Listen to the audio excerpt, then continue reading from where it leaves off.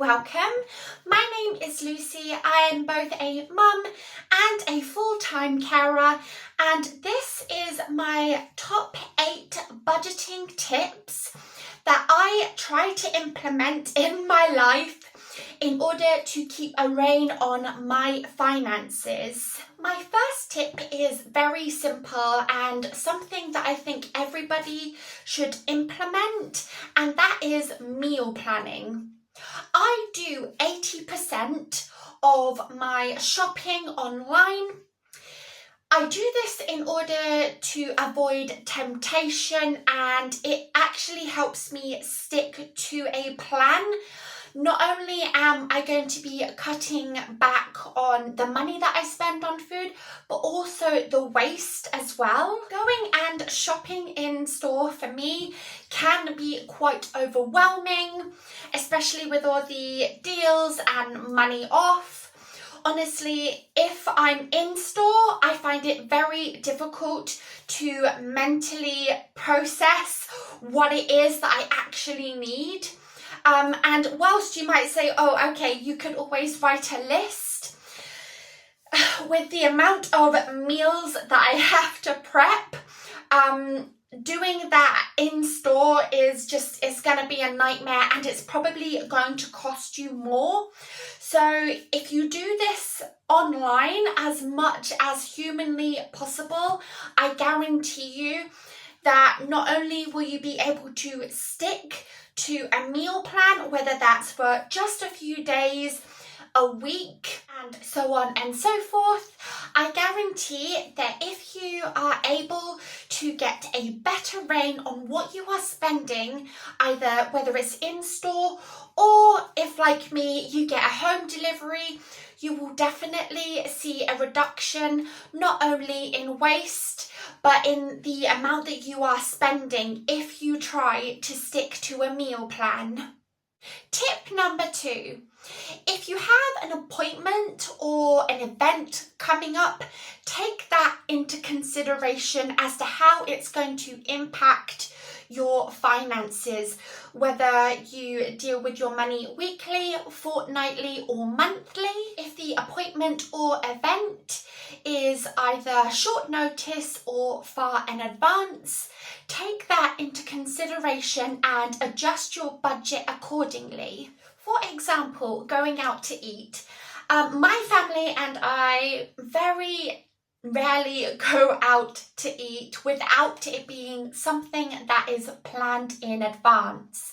So what I will do is obviously take that into consideration and set aside money from a week where we don't have anything else going on, so I know I'm not going to be leaving myself short in future. And that is what I have found to have worked best for me in the past. Because even as something as simple as going out to eat these days can really hit your pocket. Just going to somewhere like McDonald's for a family of 4 can cost somewhere in the region of £30 to £40, obviously depending on what you get, but 99% of the time that isn't going to include, little side things such as a McFlurry after or an extra set of fries. These are all things that accumulate and really add up that bill.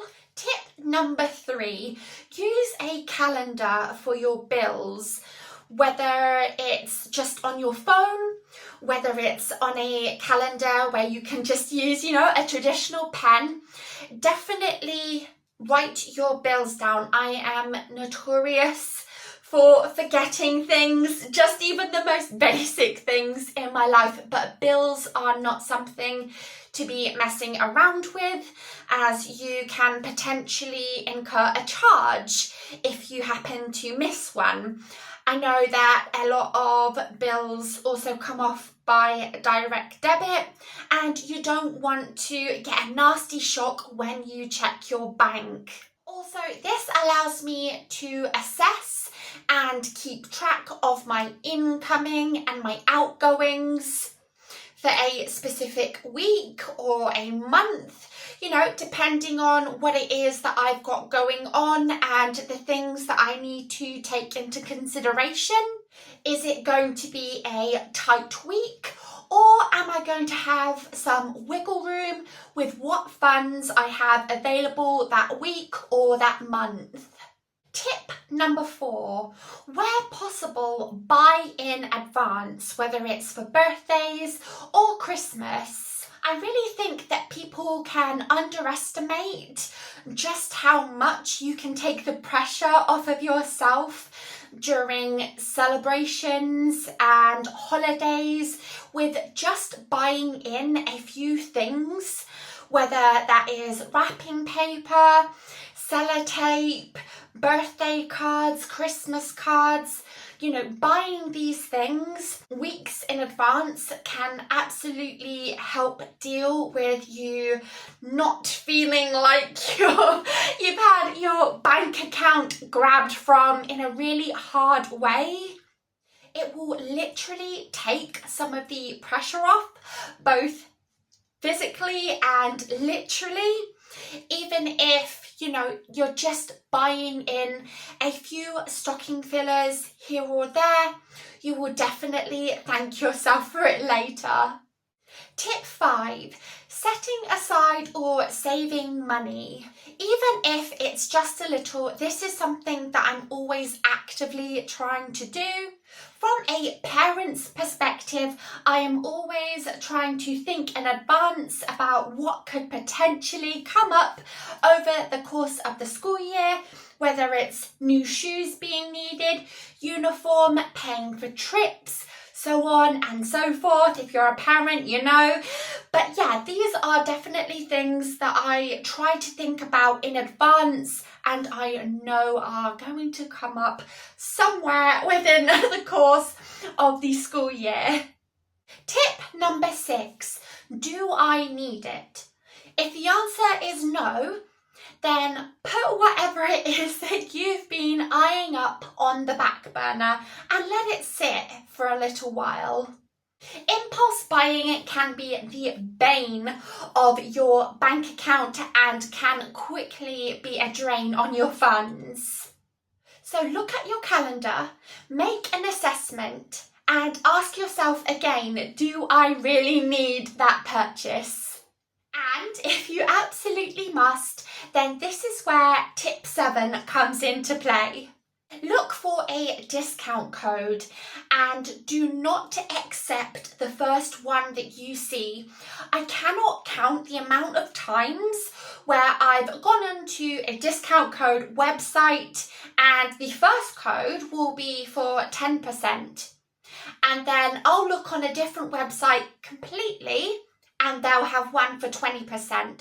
So don't ever accept the first discount code because you could be missing out on savings that can be found elsewhere. Tip number 8, wait until the end of the month. This is something that I found very, very recently, and it was only until I was asked to make this video that I actually thought, that's a really good tip. And the tip is to wait until the end of the month because you might find that there are payday deals. A lot of websites and stores offer payday deals when you order around either towards the end of the month or the start of the month. And for example, a toothpaste that I really enjoy buying, which is by Spotlight Oral Care. They usually sell this for somewhere in the region of about £25. But if you buy it on a payday deal, you can get it for approximately 18, at least at the time of recording this video. So yeah, there's like a big saving there. That's nearly £10 difference. Thank you so much for joining me. I hope that you will find some of these tips very helpful and useful, and maybe you could implement some of them in your own life. These are the 8 that I am currently using. Let me know if you have any additional ones that you think would be really helpful to others down in the comment section below. And thank you so much to the subscriber who actually requested this video, and now that I've looked through my own list, you know, I'm kind of reassessing things that I need to still be doing in order to save money, especially as things are just so expensive right now for both clothes, food, bills, just everything. So if I can help my fellow subs save a little bit here and there, then, you know, the pleasure was absolutely mine. If you yourself would like to suggest a video to me, then absolutely feel free to do that down in the comment section again, or you can follow me via one of my social medias and direct message me there. I have both Instagram and TikTok. You will find the information for those down in the description box below. Thanks again for watching, and I hope that you will join me again very, very soon.